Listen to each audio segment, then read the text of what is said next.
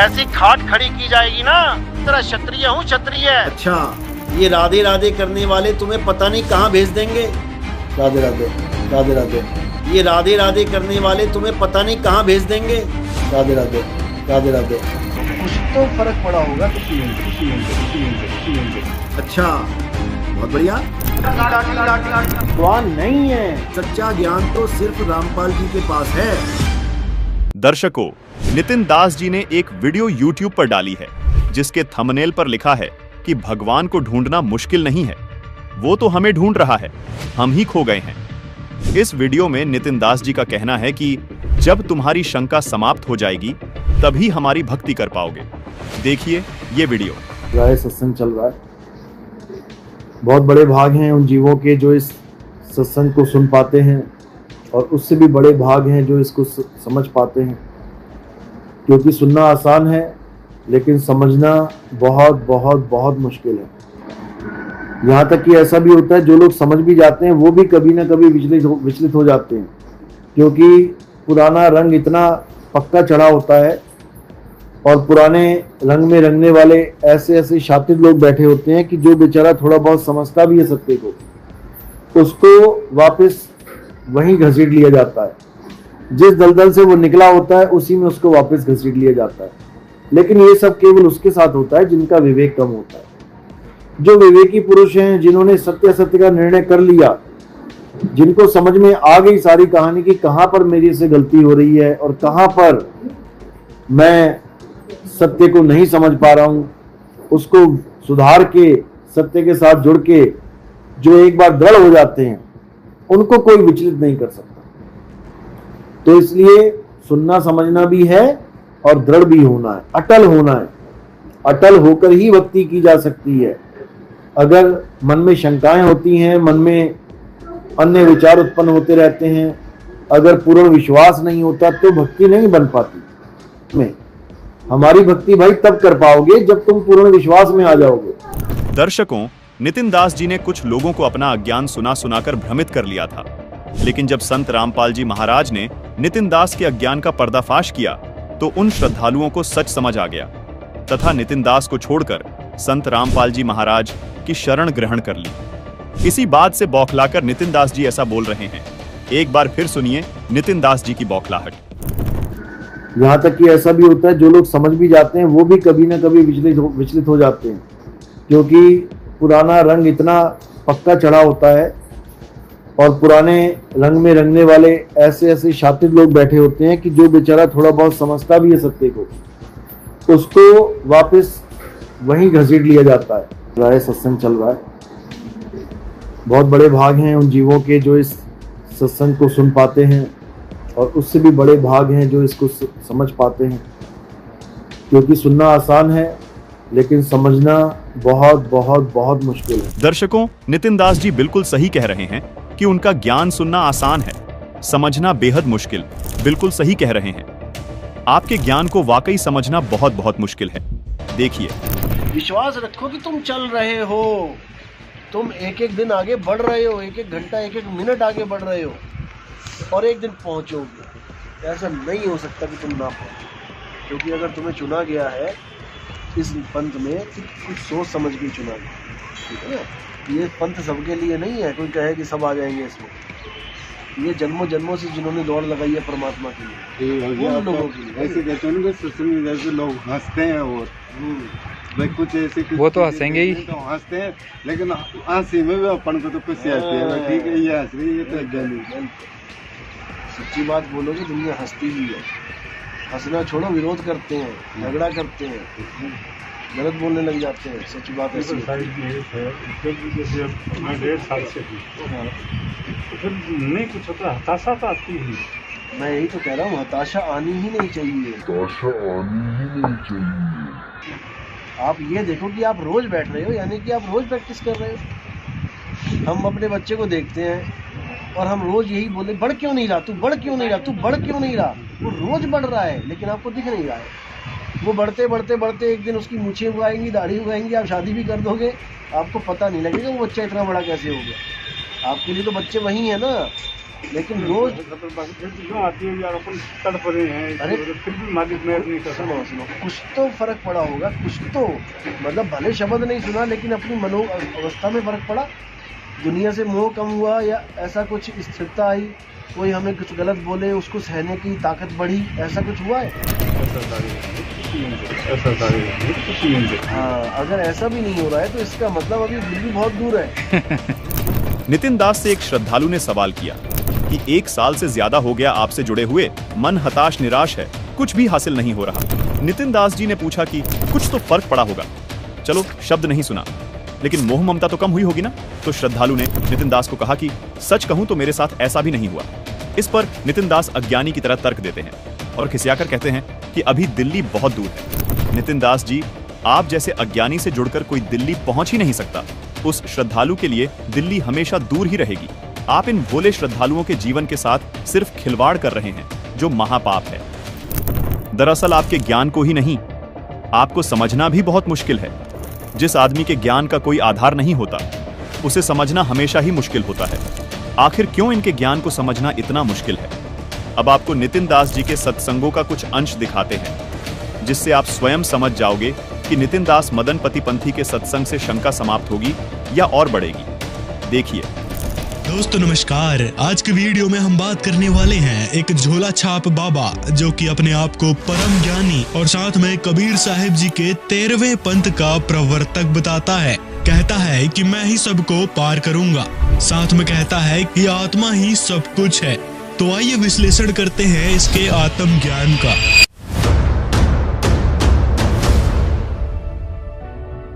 अब दोस्तों, इसमें भी कुछ लोग बोलेंगे कि संत की निंदा नहीं करनी चाहिए। तो सर्वप्रथम आपकी जानकारी के लिए बता दें कि किसी के झूठ को और उसकी ऊटपटांग बातों की सच्चाई बताना निंदा नहीं होती, बल्कि ये तो एक परोपकार का काम होता है। इससे श्रद्धालु अपने आप को झूठे अज्ञानियों से बचा सकता है। जैसा कि हमारे पवित्र सदग्रंथ गीता जी और वेद, साथ में कबीर साहिब के ग्रंथ कबीर सागर में भी वर्णित है कि मृत्यु के बाद अपने कर्म अनुसार हमको यानी आत्मा को स्वर्ग नरक में जाना पड़ता है। जो जैसी साधना करेगा, जिसकी साधना करेगा, उसके लोक में चला जाता है, जिसके विषय में पवित्र गीता जी और पवित्र वेदों में भी वर्णित है। लेकिन अब मृत्यु के विषय में ये नितिन साहिब जी क्या कह रहे हैं, सुनिए। और एक बार तुम्हें अपना स्वरूप पता लग गया तो तुम दोबारा कभी अज्ञान में आ ही नहीं सकते। शरीर छोड़ते ही तुम अपनी आत्मा में स्थित हो जाओगे। यही परमपिता परमात्मा का मूल ज्ञान है। अब ये कह रहे हैं कि शरीर छोड़ते ही अपनी आत्मा में स्थिर हो जाओगे। कैसे भाई? आत्मा हमारे शरीर के अंदर है, मरने के बाद ये शरीर तो जला दिया जाएगा, फिर स्थित कैसे होंगे आत्मा में? अब दोस्तों, इनका दूसरा वीडियो दिखाते हैं। तो इनकी माता जी कल शरीर को त्याग के मालिक के चरणों में चली गई। अब इसमें मालिक कहाँ से आ गए? नितिन साहिब तो कह रहे थे कि आत्मा ही सब कुछ है, अपने आप में समाना था ना, फिर मालिक कहाँ से आ गए? तो दोस्तों, ये प्रसिद्धि पाने के लिए उआबाई बक रहे हैं। इनको खुद ही समझ नहीं आता कि ये बोल क्या रहे हैं। कभी कुछ बोल देते हैं, कभी कुछ। इनको यही नहीं कंफर्म है कि मोक्ष क्या है, आत्मा क्या है, गुरु के क्या कर्तव्य हैं, गुरु की आवश्यकता क्यों पड़ती है। इन सभी तथ्यों की जानकारी इस नितिन मदन पंथी को बिल्कुल भी नहीं है। गुरु का काम है केवल तुम्हें एड्रेस बताना कि तुमने जाना कहाँ है, आए हो तुम कहाँ से, जाना तुम्हें कहाँ है। इतना बस विचार लो, हो गया भजन। क्या 5 नाम जप रहा है? इतना बस विचार लो, हो गया भजन। आए हम कहाँ से, हमें जाना कहाँ है। यदि हमने ये बात विचार कर ली तो इससे होगा क्या? यदि विचार करना ही भजन है, इससे ही मोक्ष हो जाता है, फिर गुरु बनकर भाषण क्यों दे रहे हो? सबको बोल दो कि आप सोच लो हम कहाँ से आए हैं, कहाँ जाना है। इस बात का ही बस सभी विचार करेंगे। लेकिन ये भाई साहब ऐसा नहीं बोलेंगे, क्योंकि इनको पता है इनके सामने जो लोग बैठे हैं वो भोले भाले हैं। बेचारे वो लोग समझ ही नहीं पाते कि ये बाबा जी जो हैं क्या बोलने लग रहे हैं।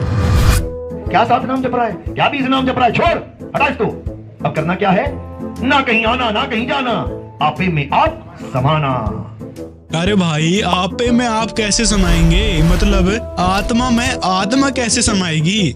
इनका एक और वीडियो मिला है जिसमें ये काल के ब्रह्मांड से बाहर जाने की बात कर रहे हैं। लेकिन ये ज्ञान तब समझ में आता है मेरे भाई जब परमात्मा ने मोहर लगा दी हो तुम्हारे ऊपर कि इस जीव को इस काल की नगरी से, इस मृत्यु लोक से, इस ब्रह्म के ब्रह्मांड से बाहर करना है, तब ये ज्ञान समझ में आता है, नहीं तो नहीं आता। अभी तो कह रहे थे कि मृत्यु के बाद आत्मा में ही स्थिर होना है और न कहीं आना है न कहीं जाना है, आपे में आप समाना है। अब कह रहे हैं कि काल के ब्रह्मांड से बाहर जाना है। अरे भाई, कबीर साहिब ने भी तो काल के ब्रह्मांड से बाहर सतलोक जाने की बात की है। कोई सतलोक नहीं जाना, कोई गुरु कहे सतलोक ले चलेंगे तुम्हें, भैया तुम ही जाओ, हमें नहीं जाना। आप कह रहे हो कि सतलोक नहीं जाना है, ऊपर से ये भी कि काल के ब्रह्मांड से बाहर जाना है। अरे भाई, कहीं तो स्थिर हो जाओ, लोगों को क्यों कंफ्यूज कर रहे हो? कबीर साहिब जी के ज्ञान को मान रहे हो, ऊपर से उनकी वाणी भी बोल रहे हो, तो एक तरफ तो होना ही पड़ेगा। कबीर साहिब जी की वाणी है, अधर द्वीप यानी सतलोक में, अधर द्वीप और गगन गुफा में तहाँ निज वस्तु सारा, ज्योत स्वरूपी अलख निरंजन यानी ब्रह्म, धरता ध्यान हमारा। इस काल के ब्रह्मांड के बाहर ही सतलोक है, जहाँ जाने का प्रमाण कबीर सागर और पवित्र गीता जी में भी मिलता है। गीता ज्ञानदाता काल ब्रह्म ने गीता अध्याय 18 श्लोक 62 में उस सनातन परम धाम के विषय में बताया है, जहाँ जाने के बाद जन्म मृत्यु नहीं होती। क्या 5 नाम जप रहा है, क्या 7 नाम जप रहा है, क्या 20 नाम जप रहा है, छोड़ हटा इसको, छोड़ हटा इसको। अब इसी आत्मा का ज्ञान करवाना है केवल। ये नहीं गुरुजी मुझे परमात्मा चाहिए बेटा जप राम राम राम, गुरुजी मुझे अल्लाह चाहिए बेटा जप अल्लाह अल्लाह अल्लाह, गुरुजी मुझे वाहिगुरु चाहिए बेटा जप वाहिगुरु वाहिगुरु। बिल्कुल नहीं। अल्लाह ईश्वर राम कहाँ है? तुम्हारी आत्मा में विराजमान है, बस तुम्हें आत्मा का ज्ञान चाहिए। अब ये कहते हैं कि नाम नहीं जपना है, तो फिर ये कर क्या रहे हैं? दीक्षा लेने वाले हैं वो हाथ खड़ा करें। प्रथम दीक्षा वाले, प्रथम दीक्षा में हमारे यहाँ भी देखो पहले 52 अखरी नाम दिया जाता है, वो 52 अखरी नाम दिया जाता है वो। तो भाई, इस चीज से मुक्ति के लिए आपको मैं आज एक नाम देता हूं, के लिए आपको मैं आज एक नाम देता हूं। जैसे ही आप श्वास अंदर खींचते हो, तब आप क्या करो, जो ओम सोहम वाले हैं, स्पेशली जिनकी सांसों में काल का नाम बस चुका है, या सोहम वाले हैं, जब आप सांस लेते हो तो सांसों में उच्चारण करो। ये नाम जाप नहीं तो क्या है दोस्तों? इस स्वयंभू गुरु ने भगवान, भक्ति और गुरु पदवी को एक कचरा बना दिया है।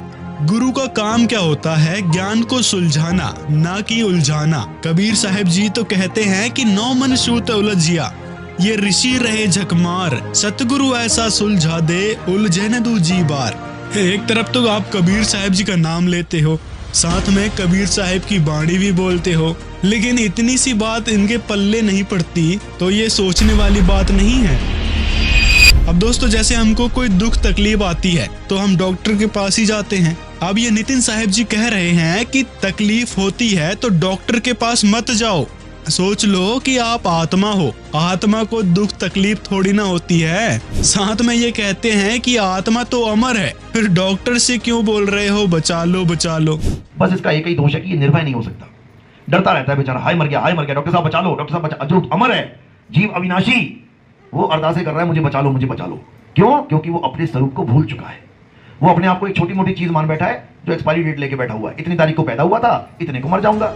आत्मा अमर है, ये जो स्थूल शरीर है वो थोड़ी ना अमर है। इस विषय में तो गीता जी भी कहती है। गीता अध्याय 15 के श्लोक 16 में लिखा है कि ये शरीर नाशवान है, जीव आत्मा अविनाशी है।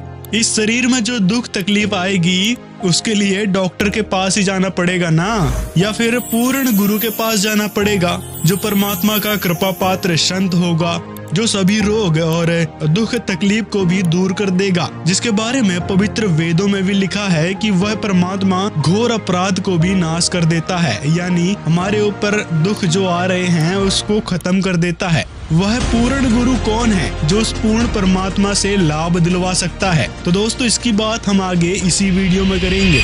अब दोस्तों, अब आप सोच रहे होंगे कि दुख तकलीफ तो ये नितिन साहिब जी भी दूर कर देते होंगे, ये भी तो अपने आप को पूर्ण संत मानते हैं, लेकिन ऐसा नहीं है दोस्तों। नितिन साहिब का कहना है कि यदि आपको कोई दुख तकलीफ है तो मेरे पास मत आना। यदि कोई दुखी आ भी जाता है तो उसको ये कहते हैं कि आपको थोड़ी न दुख है, आप एक आत्मा हो और आत्मा अमर है। केवल आत्म स्वरूप की जानकारी के लिए मेरे पास आया करो। दोस्तों, इसके पास दुख तकलीफ का कोई समाधान नहीं है, केवल ऊट पटांग ज्ञान ही देना होता है इनको। अब दोस्तों इनके पास मोक्ष के विषय में भी कोई ज्ञान नहीं है। बस इतना समझ लो, ज्यों तिल माही तेल है, ज्यों चकमक में आग, तेरा साईं तुझ में है, जाग सके तो। जब मेरा साईं मुझ में है तो सतलोक में कौन बैठा है? जब मेरा साईं मुझ में है तो अलग लोक में कौन बैठा है कुर्सी लगा के? मेरा साईं मुझ में है तो फिर अनामी लोक में कौन बैठा है? कौन बैठा है? कौन बैठा है?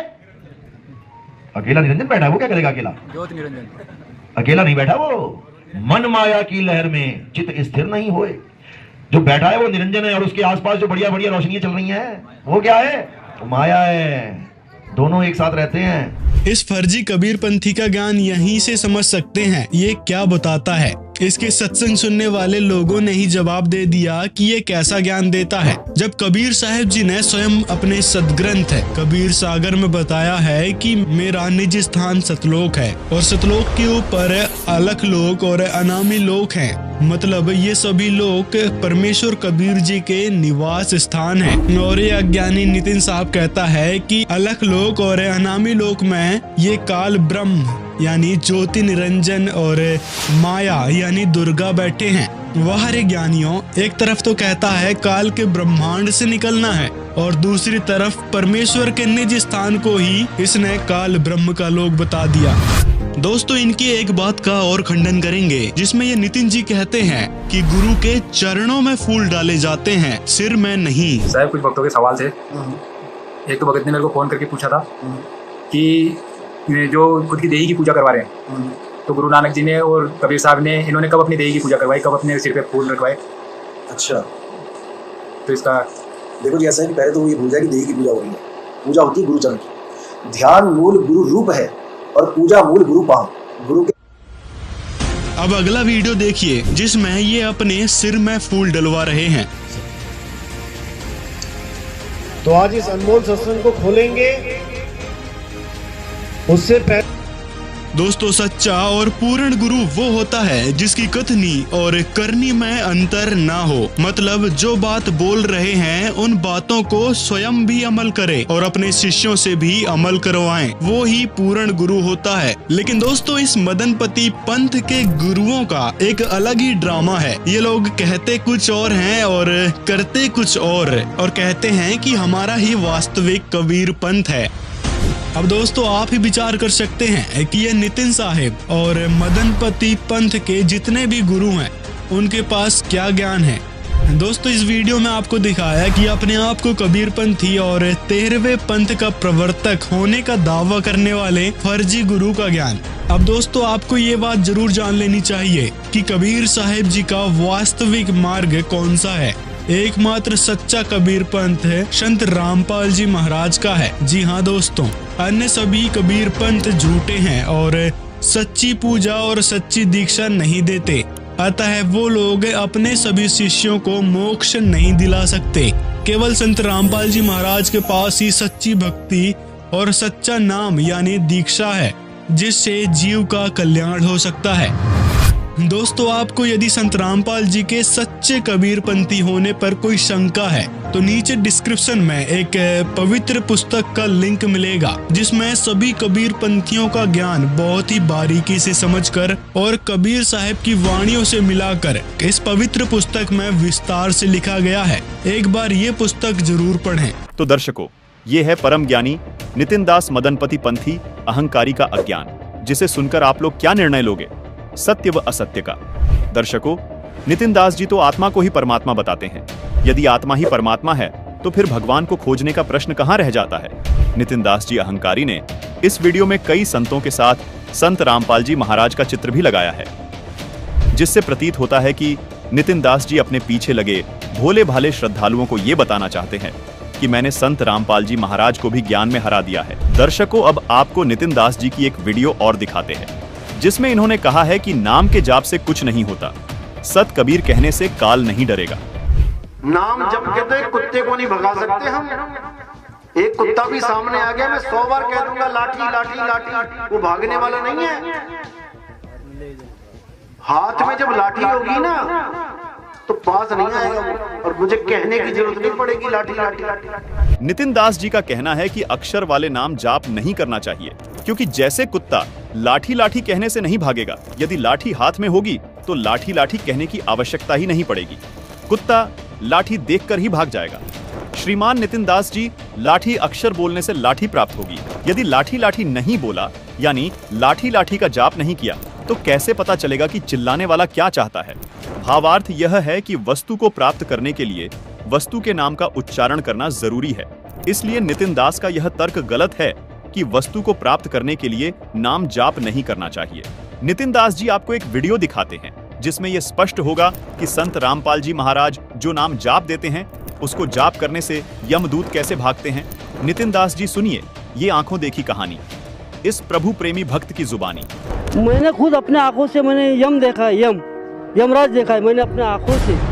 2021 में जब कोरोना का काल था, तब मुझे यम लोग मुझे लेने के लिए आए थे। मैं रो के बोल रहा हूँ, चलू तेरे को हम लेने के लिए आए। मैंने बोला तू वही रुक, मेरे को हाथ नहीं लगाना बोला। तो वो बोलने लगा तू कौन किस गली की मूल्य है? अरे हम तो बोले ब्रह्मा विष्णु को महेश को भी लेके जाते, यानी दुर्गा को भी हम लेके जाते, तू किस गली की मूल्य है? मैंने बोला मैं संत रामपाल जी का शिष्य हूँ और कबीर साहब का बेटा हूँ, तू मेरे को हाथ नहीं लगा सकता। बोले चल भाग। बोला वैसे भी वो भाग गए, गायब हो गए। तब मेरे यहाँ पे मैं जब कोरोना काल में मैं जब पीड़ित था, मैं सोके था, मैं 12 दिन मैंने खाना नहीं खाया और मैं सागराम हॉस्पिटल से मैं वापस आया और रास्ते में आते आते ये बोला था कि गुरुजी देखो मैं तो दवाखाने से वापस आ रहा हूँ, जब भगत जी मेरे साथ में थे, मैं तो वापस आ रहा हूँ, लेकिन मैं अगर मर गया तो बदनामी आपकी होंगी और मैं अगर जिंदा रहा तो आपकी वाह होंगी। तो मैं जब 12 दिन तक खाना नहीं खाया, जब भगत जी मेरे साथ में थे, ये मेरे दवाखाने में लेके गए थे। आप बता रहे हैं कि आंखों के सामने यमदूत आया था, तो वह यमदूत का रूप कैसा था, क्या लोगों को बताएंगे? हाँ जी, यमदूत का रूप कोई वो बहुत बड़ा नहीं था, लंबे रहते हैं, सफ़ेद सफ़ेद कपड़े पहने थे और काला काला चेहरा था। बाकी इसके ऊपर कोई नहीं, 3 लोग थे और 3 ही लोगों को मैंने अपने खुद आंखों से देखा है। आज बोल रहा था मैं उनके साथ और वो सुन रहे थे मेरे घर के लोग। मैं जब उनसे बात कर रहा था तो घर के लोग सुन रहे थे। तो ये आपका इतना हौसला कैसे बुलंद हुआ कि जो आप यमदूत से ही भिड़ गए? ने गुरुजी ने बोलने भी दिया, हमको हिम्मत दी है कि अगर कोई होता है तो तुम सारनाम मिलना है तो सारनाम का जाप करो, अगर सतनाम मिलता है तो सतनाम का जाप करो, प्रथम नाम मिलता है तो प्रथम नाम का जाप करो। तो जो मंत्र संत रामपाल जी महाराज जी ने आपको दिया और वही मंत्र से एक अड़ गए आप यमदूतों से, तो क्या और भी जो लोग यहाँ इस आश्रम में आएंगे और वो मंत्र लेंगे तो क्या उनका भी हौसला बुलंद ऐसा हो जाएगा? बिल्कुल ठीक हो जाएगा, अगर वो नियम में है पूरा पालन करेंगे तो यम तो क्या, यम के भी ऊपर अगर काल भगवान है तो वो भी भग जाता है। ये इतना मेरा विश्वास। दर्शकों, नाम के जाप का कितना महत्व है, इस बात को समझने के लिए आप इस बच्चे का अनुभव सुनिए, जिसमें इन्होंने बताया है कि सतनाम का जाप करते ही गुरुजी संत रामपाल जी प्रकट होते हैं और यम के दूत उनके सामने घुटने टेक देते हैं। सुनिए। रात के 2 बज रहे थे तो कह रहे कि ना छत से कपड़े लिया। मैं कहा ठीक है, छत पे चला गया मैं कपड़े लेने। छत पे से जो भगत नीचे सो रहे थे वही भगत ऊपर सो रहे थे।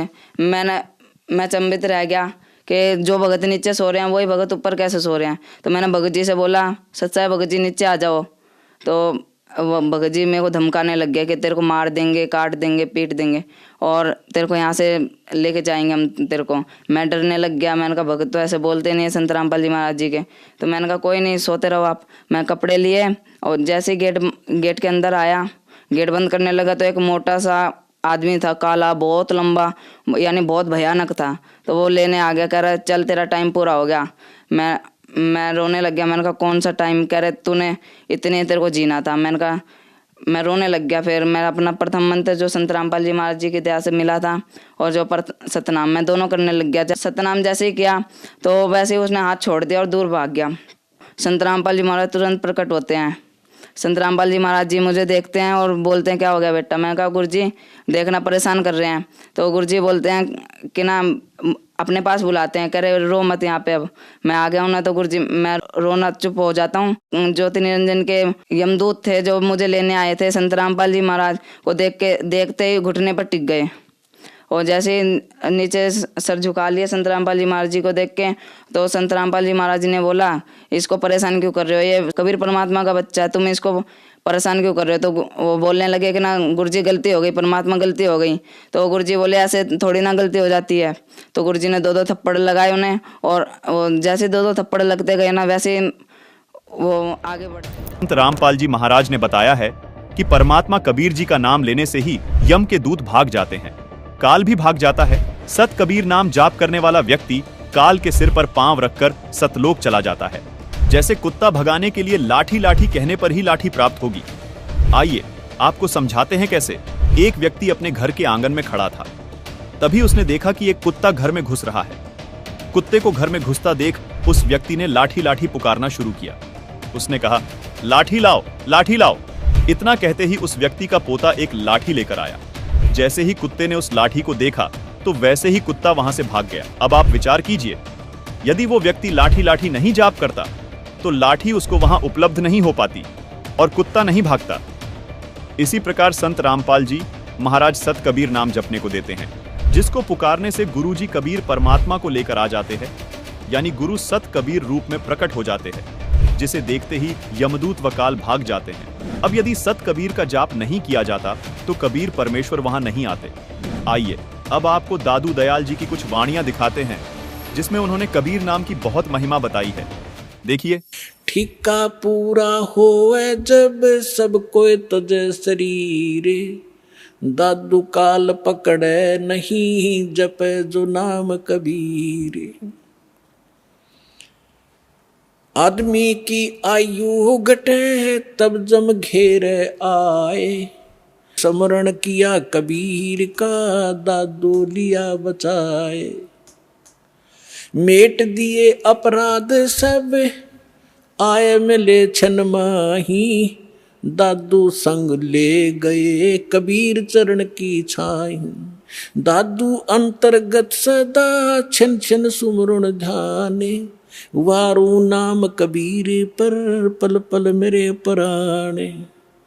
सुन सुन साख कबीर की यू काल नवावे माथे, धन धन तीनों लोक में दादू जोड़े हाथ। केरी नाम कबीर का विखम काल गजराज, दादू भजन प्रताप से ये भाग्य सुनत आवाज।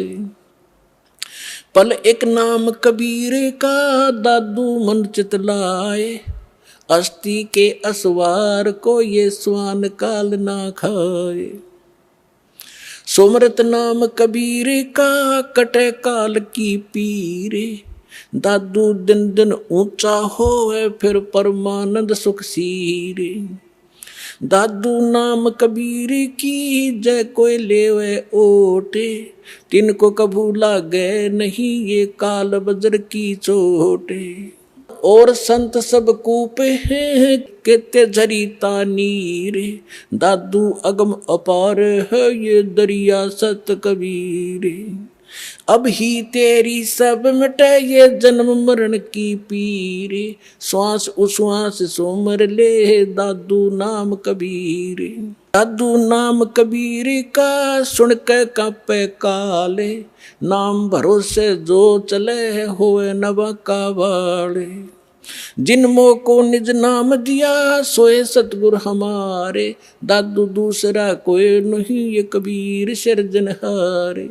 दर्शकों, संत रामपाल जी महाराज अपने शिष्यों को वही नाम मंत्र जाप करने को देते हैं जो स्वयं पूर्ण परमात्मा कबीर साहिब जी ने अपने महान संत भक्तों को दिए थे, जिसमें संत गरीबदास जी, श्री धर्मदास जी तथा संत गुरु नानक जी शामिल हैं। यदि आपको इन नाम मंत्रों के बारे में विस्तार पूर्वक जानना है जो कबीर परमात्मा ने इन सभी संतों को दिए थे, तो कृपया हमारा ये एपिसोड देखना ना भूले, जिसका लिंक हमने डिस्क्रिप्शन बॉक्स में डाल दिया है। इस एपिसोड का नाम है नितिन दास मदनपंथी का पर्दाफाश भाग 1। संत रामपाल जी महाराज यही नाम प्रथम दीक्षा में देते हैं जो कबीर परमात्मा ने सभी प्रमाणित संतों को दिए थे। जब इन देवताओं की साधना करते समय नाम जाप करते हैं तो वे देवता आकर अपने स्तर का लाभ साधक को देते हैं, जिससे धन लाभ, आत्मशुद्धि, कार्य सिद्ध होना आदि लाभ मिलते हैं तथा आत्मा में भक्ति करने की शक्ति आती है। जो दूसरी दीक्षा के समय सतनाम दिया जाता है वो 2 अक्षर का है। उसमें क्षर पुरुष व अक्षर पुरुष की साधना दी जाती है। उनके स्तर की वस्तु व लाभ इन मंत्रों से मिलते हैं, जिससे हमारा कर्ज समाप्त हो जाता है। तीसरी बार में सारनाम दिया जाता है, जो एक ऐसी नाम रूपी लाठी है जिससे काल व काल के दूत डरते हैं तथा सतलोक की प्राप्ति होती है। दर्शकों, ये नितिन दास जी केवल गुरु पद के भूखे हैं, अज्ञानी व अहंकारी है। इनको न तो अपने कल्याण से मतलब है और ना ही किसी और श्रद्धालु के। नितिन दास जी तो केवल मूर्ख बनाकर मौज मस्ती कर रहे हैं। ये तो शिष्यों से अपनी पूजा करवाकर गाड़ी में सैर सपाटा करके मौज ले रहे हैं। पूरा अज्ञान सुनाकर भोले जीवों के अनमोल मानव जीवन के साथ खिलवाड़ कर रहे हैं। हमारा आप सभी से निवेदन है कि नितिन दास व नितिन दास जैसे व्यक्तियों से बचें। यह हमारी प्रार्थना है, किसी की निंदा या मानहानि करना नहीं। रिद्धि सिद्धियों की जीती जागती मिसाल है ये संजय रजक, जो कि त्रिकुटी से भिरकुटी तक को माप चुके थे, जिन्होंने अलौकिक नजरों को अपनी समाधि के जरिए देख लिया था, जिनमें सिद्धियों का एक ऐसा समुद्र हिलोरे ले रहा था कि धीरेन्द्र शास्त्री जैसे बाबा भी पानी मांगने लगे, जो दीवार के आर पार देखने तक की शक्ति प्राप्त कर चुके थे। लेकिन जब संत रामपाल जी महाराज के ज्ञान की गहराई में झांका तो सब सिद्धियां एक जादूगर की कलाकारी जैसी लगने लगी और निकल पड़े संत रामपाल जी महाराज द्वारा दिखाए उस अद्भुत सफर पर, जिसको पाने की तलाश में उन्होंने घर त्याग दिया था। आइए सुनिए खुद संजय रजक जी से। सर नमस्कार। नमस्कार सर, क्या नाम है आपका? संजय रजक। कहाँ से हैं सर आप? भागलपुर बिहार से। सर, संत रामपाल जी महाराज से नाम दीक्षा कब लिया आपने? 2013 में लिए ना। सर, संत रामपाल जी महाराज से नाम दीक्षा लेने से पहले आप क्या भक्ति करते थे? हम पहले संत मत से जुड़े हुए थे और संत मत से जुड़ के जो है अपने दीक्षा प्राप्त करके जो हमारे गुरुजी पहले जो साधना बताए थे वो साधना हम गंगा नदी के किनारे अपना ध्यान लगाते थे और ध्यान लगा के और उस सुषमना के द्वार जो है जो 10वां द्वार बोलते हैं उसी द्वार में से हम अपनी सुरती को लगाकर और उस 10वां द्वार में प्रवेश कर जाते थे। तो हमारे शरीर जो है 2 भागों में हो जाते थे। एक तो शरीर नीचे हमें दिखाई दे रहा था और दूसरा जो सूक्ष्म शरीर जो था वो सुषमना के द्वार से जो गए थे वहाँ भी हम देख रहे हैं कि हम यहाँ भी हैं और हम नीचे भी शरीर हमारा रखा हुआ। तो वहाँ का दृश्य देख के हमें ऐसा आनंद लगा कि हे भगवान, इसी देश में रहें तो हमें भूख और प्यास जो है ये नहीं यहाँ लगते हैं। तो उन वहाँ का आनंद देखकर जो है बहुत आनंदित हो गए हम। और वहाँ से एकाएक चेतना मन में आया कि नीचे वाला जो शरीर है हम जो छोड़ कर आए हैं, तो ऐसा चेतना है कि नीचे वाले शरीर में जाओ नहीं तो वो शरीर तुम्हारे नष्ट हो जाएंगे। तो हम अपने शरीर को देखते नीचे कि हमारे शरीर में नीचे कितने मक्खी बैठे हुए सब कुछ दिखाई देते।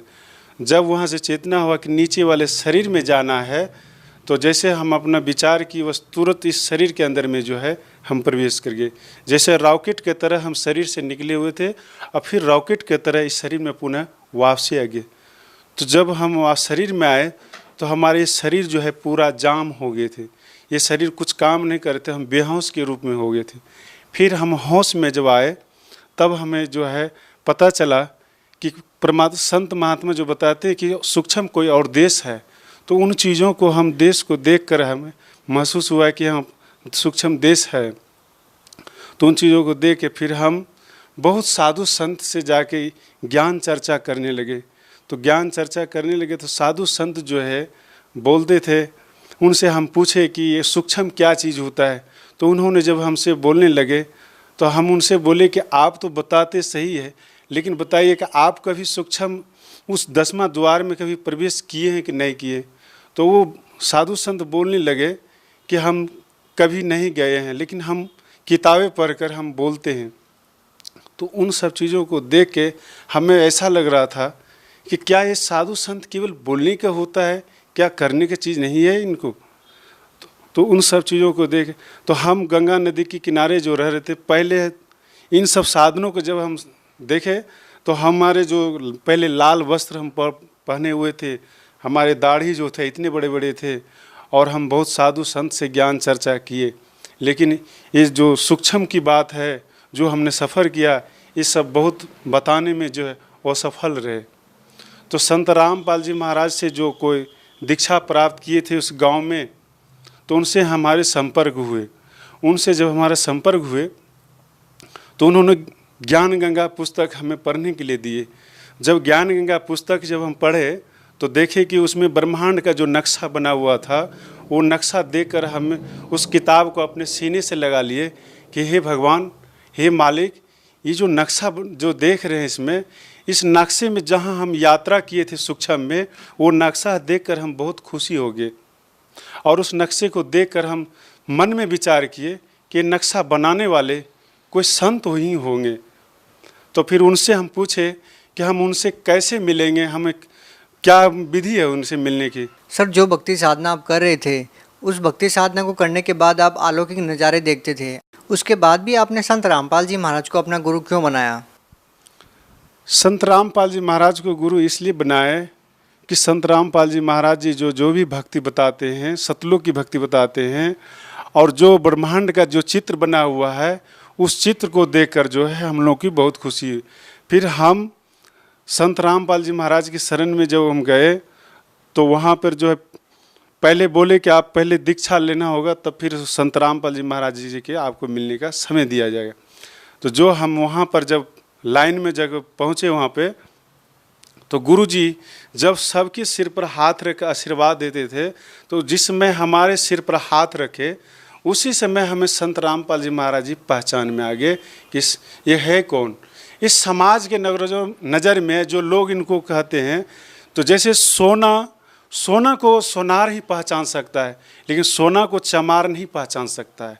तो उन चीज़ों को देख के हमें तब फिर गुरुजी हमसे पूछे कि जो हमने सूक्ष्म में जाकर अपना अनुभव किए थे, साधना किए थे, जो शरीर को समाधि लगा देते थे, उन सब चीज़ों को जब बोलने लगे, पूछने लगे, तो हम जो बोल रहे थे तो गुरुजी हंस रहे थे। गुरुजी हंस रहे थे, सब कुछ बताए संत रामपाल जी महाराज जी। तो बोलने लगे कि बेटा, ये तुम्हारे जो है ये पिछले जन्म का सब कुछ किया हुआ था, इस समय तुमने कुछ नहीं किया था। जो तुम्हें संकेत दे दिया वो भी वहाँ तक की साधना नहीं कर पाया है, लेकिन तुम्हें बता दिया है, ठीक है। लेकिन हमारे नियम और मर्यादा में रहना और अपना भक्ति करना। तो जो हमारा लाल कपड़ा पहना हुआ था, दाढ़ी था, तो इन सब चीज़ों के भी बात रखे कि हमारे लाल कपड़े हैं, दाढ़ी हैं। तो गुरुजी बोले कि बेटा, हमें तुम्हारे कपड़े से और दाढ़ी से लेना देना नहीं है, हमें उस सतलोक जो है, सतलोक की भक्ति हम करवा के और सतलोक हम तुम्हें ले जाएंगे। सर, संत रामपाल जी महाराज की शरण में आने से पहले आप भगवा कपड़े पहनते थे, बड़ी बड़ी दाढ़ी आप रखते थे। उसके बाद जब आप संत रामपाल जी महाराज की शरण में आ गए तो सर आज आप साधारण वेशभूषा में हैं। सर, ऐसा क्यों? देखिए, हमको इसलिए ऐसा लग रहा है कि साधु बनना जैसे कि किसी का दान का लेना पैसा, चंदे का पैसा लेकर खाना, ये जीवन बिताना, ये हमें इस चीज़ों को जानकारी नहीं था। लेकिन हम साधु सन्यासी बनकर सिद्धि तो प्राप्त कर लिए, लेकिन परमात्मा तक हम नहीं पहुंच पाए और परमात्मा तक हम नहीं पहुंच। तो वो साधु सन्यासी का जीवन हम जब ज्ञान हमें मालूम हुआ तो हम सोचे कि जब दूसरे का अनाज, दूसरे का पैसा लेगा, दूसरे का ये सब काम करे, तो जो हमारी भक्ति पुण्य है सब उन्हीं के पास चले जाएंगे, फिर हमारे पास बचेंगे कैसे? तो वो जब वो कोई सेवा कर रहे हैं तो वो तो हमारे कर्ज हो जाएंगे। तो जब कर्ज हो जाएंगे तो फिर उसका कर्ज चुकाने के लिए हमें जन्म लेना पड़ेगा, फिर हमारे मोक्ष कहाँ से होगा? सर, जैसा कि आपने सिद्धियों की बात की, सर यदि आपसे जानना चाहेंगे तो आपके पास क्या सिद्धियाँ थी? हमारे पास सिद्धि ऐसा था कि हम कोई अगर ये कह दे कि दीवार के अंदर उस पार में क्या चीज़ रखा हुआ है, तो उस चीज़ों को हम एक नज़र से देखते देखते उस दीवार के उस पार को हम चीज़ को देखने लग जाते कि उस पार में क्या रखा हुआ है। सर देखिए, ये आश्चर्यजनक बात है, विश्वास नहीं होता कि ऐसा भी हो सकता है। सर, क्या ये वास्तव में सच है कि आप सिद्धि के द्वारा दीवार के आर पार देख के बता सकते थे कि दीवार के पीछे क्या वस्तु है? हाँ, बता सकते थे। अब किसी को अगर किसी प्रकार की शंका हो तो वो हमसे मोबाइल नंबर ले और हमसे आके मिले, हमसे बातचीत करे, हम बातचीत करने के लिए हमेशा तैयार है। सर देखिए, बड़ी आश्चर्यजनक बात यह है कि जहां लोग सिद्धियों को मानते हैं, उसकी पूजा करते हैं, वहीं दूसरी ओर आपके पास सिद्धि होते हुए भी आपने संत रामपाल जी महाराज से नाम दीक्षा ली। ये कितनी विचित्र बात है कि एक तरफ जिस संत से नाम दीक्षा ली उस संत को लोग पहचानने में अभी देरी कर रहे हैं और दूसरी तरफ आप हैं। ऐसे संतों को लोग ज़्यादा तवज्जो देते हैं, ये सोचते हैं कि सिद्धि ही परमात्मा है, लेकिन आप कह रहे हैं कि सिद्धियाँ ही परमात्मा नहीं है, परमात्मा पाना कुछ और चीज़ है। देखिए, अगर पूर्ण संत से अगर उनको ज्ञान और भक्ति मिल जाए तो कहते पूर्ण संत से मिलेंगे तो उनका पूर्ण मोक्ष हो जाएंगे। लेकिन कोई भी अगर आज सिद्धि के बल पर, जैसे सिद्धि क्या चीज़ है कि सिद्धि एक अहंकार का चीज़ बन जाता है, जैसे अभिमान की चीज़ बनता है। जैसे किसी को कोई पोस्ट मिल जाता है, वो पोस्ट का अहंकार हो जाता है। लेकिन वास्तविक चीज़ ये है कि परमात्मा के लिए अहंकार और पोस्ट और सिद्धि नहीं, उनके अंदर का जो प्रेम है, जो प्यास है, जो तरफ है, वो तरफ होना चाहिए। अगर वो तरफ नहीं है तो समझ लीजिए उसके पास कुछ भी नहीं है। सर, आप उन लोगों के लिए अपने आप में एक बहुत बड़ा जवाब हैं जो लोग ये कहते हैं कि संत रामपाल जी महाराज कोई चमत्कार करके दिखाए। जब चमत्कार करने वाले ही संत रामपाल जी महाराज के शिष्य बनने लग जाएंगे तो फिर लोगों के पास सवाल क्या रहेंगे? क्योंकि लोग कहते हैं कि चमत्कार को नमस्कार, लेकिन आप कह रहे हैं कि पूर्ण संत को नमस्कार। सर, इस बारे में आप क्या कहना चाहेंगे? देखिए, चमत्कार से क्या होता है कि चमत्कार से तो मोक्ष नहीं होता है, लेकिन ये है कि जैसे मान लिया जाए कि हमको परमात्मा चाहिए तो परमात्मा के लिए जो है वो तरफ होना चाहिए। ये सिद्धि, ये चमत्कार, ये जो कुछ भी है, ये भक्ति मार्ग में जो है एक बाधक होता है। इस बाधक में उलझ जाता है, उलझने के बाद जो है वो जो भक्ति जो है उसका सफल नहीं हो पाता है। सर, जैसा कि लोग संतों के पास इसलिए जाते हैं कि उनको शारीरिक लाभ मिले, मानसिक लाभ मिले या आध्यात्मिक लाभ मिले, आपने संत रामपाल जी महाराज जी को गुरु क्यों बनाया? संत रामपाल जी महाराज को हम गुरु इसलिए बनाए कि हम बहुत साधु संतों के पास भटक भटक के अपना जीवन हमने बहुत खो चुका। जो कि आज हमसे बहुत सीनियर, बहुत साधु, जो कि 500 के ग्रुप में रहने वाले हम साधु थे, जो कि वो उस ग्रुप के लोगों ने कहते थे कि जो हमारे जो सिद्धि शक्ति है वो 500 के ग्रुप में नहीं थे। वो 500 ने ही हम ही को सर्वश्रेष्ठ मानते थे। लेकिन वो 500 ने ये आज भी समझ रहे हैं कि ये आखिर संत रामपाल जी के शरण में क्यों गए। ये हमसे पूछा गया तो हम उनको बताए। बात ये ऐसा है कि हम संत रामपाल जी महाराज के शरण में इसलिए गए हैं कि जो संत रामपाल जी महाराज जो भक्ति बताते हैं, जो साधना बताते हैं, जो नियम बताते हैं, वो बहुत संतों के पास में नहीं है। बहुत संतों के पास नहीं है जो संत रामपाल जी महाराज। और संत रामपाल जी महाराज को जो आज कोई भी इनको साधारण मानते हैं, ये साधारण नहीं है, यह समझ लीजिए कि पूर्ण परमात्मा है। क्योंकि परमात्मा को वही पहचान सकता है जिनका आत्मा परमात्मा के लिए तरफ होता है, और जिनकी आत्मा में तरफ नहीं है वो परमात्मा को नहीं पहचान सकता। सर, कितनी विचित्र बात है ना कि आपके पास सिद्धियां होते हुए भी उन सिद्धियों का इस्तेमाल न करके आप संत रामपाल जी महाराज की शरण में गए। सर, लाखों में 1-2 ही ऐसे लोग होते हैं जिनके पास सिद्धियां होती है, जो चमत्कार कर सकते हैं। उसके बावजूद वो अपनी सिद्धियों का इस्तेमाल न करके, चमत्कार न करके, केवल भक्ति प्राप्त करने के लिए, भगवान प्राप्त करने के लिए संतों की शरण में जाते हैं, जैसा कि आप गए और आपने संत रामपाल जी महाराज को अपना गुरु बना लिया। यदि आप जिस तरह से आप बहुत ही साधारण वेशभूषा में हैं, आपको देखकर बिल्कुल ऐसा नहीं लगता कि आप चमत्कार करते होंगे, कोई आपके पास रिद्धि सिद्धि रही होंगी। यदि आप इस टाइम पे यदि भगवा कपड़ा पहन लेते हैं, लंबी दाढ़ी बढ़ा लेते हैं और चमत्कार करने लग जाते हैं, रिद्धि सिद्धियों का प्रयोग करने लग जाते हैं, तो आज आप हिंदुस्तान में लाखों लोगों का प्रतिनिधित्व कर सकते हैं। लेकिन एक बहुत बड़ी बात है कि आपने मान बढ़ाई को त्याग कर संत रामपाल जी महाराज को अपना गुरु बनाया। सर, बहुत सारे ऐसे लोग होंगे, बहुत सारे संत ऐसे हैं जो आज भी चमत्कार करते हैं और लाखों की संख्या में उनके अनुयायी हैं। आप उन लोगों को क्या कहना चाहेंगे? देखिए, हम उन सबों को ये कहना चाहते हैं कि जितने भी साधु संत के वेशभूषा में बनकर जो वक्ता बने हुए प्रवचन करते हैं, दुनिया के लोग उनको मानते हैं और उनके बात पर चलते हैं। लेकिन हम ये कहना चाहते हैं कि आखिर पूर्ण संत का पहचान क्या है। पूर्ण संत का पहचान तो जान लेना चाहिए। तो जितने भी साधु संत बने तो ये अपनी जो है मान बड़ाई जो है ये छोड़ना नहीं चाहता है। ये मान जीवन में सबसे बड़ा दुश्मन हो जाता है मान बड़ाई। अब मान बड़ाई ही आपका सब खतरनाक होता है। तो ये जितने भी साधु संत बने हुए हैं, तो ये इन्होंने अपने संख्या बढ़ाकर जो है, अपनी पदवी बनाकर जो है, हम लोग के समाज में जो है गुमड़ा बनाकर बैठे हुए हैं। सर, आज आपने संत रामपाल जी महाराज से नाम दीक्षा ले रखी है। सर, क्या आज भी आपके अंदर वो सिद्धियां हैं? सर, क्या आज आप दीवार के पार कोई वस्तु रखी है उसको बता सकते हैं? नहीं, संत रामपाल जी महाराज जी की शरण में जब से हम दीक्षा प्राप्त किए हैं, तो गुरु जी हमारे सिर पर हाथ रखकर इस पे बैंड लगा दिए कि बेटा, जो तुमने पहले जितने भी सिद्धि जो भी कुछ किया सो किया से आज के बाद ये नहीं करना है। तो हमने हाथ जोड़कर गुरु जी से प्रार्थना की कि गुरु जी आज के बाद हम कोई सिद्धि का प्रयोग नहीं करेंगे। गुरु जी वचन दिए कि बेटा, अगर तुम कोई भी सिद्धि का प्रयोग करोगे तो तुम सतलोक नहीं जा पाओगे। इसलिए हम वचन दिए गुरु जी, अब कभी भी हम कोई सिद्धि का प्रयोग नहीं करेंगे, क्योंकि सिद्धि का प्रयोग करने से उनका पुण्य छीन होता है। सर, आप भगत समाज को क्या संदेश देना चाहेंगे?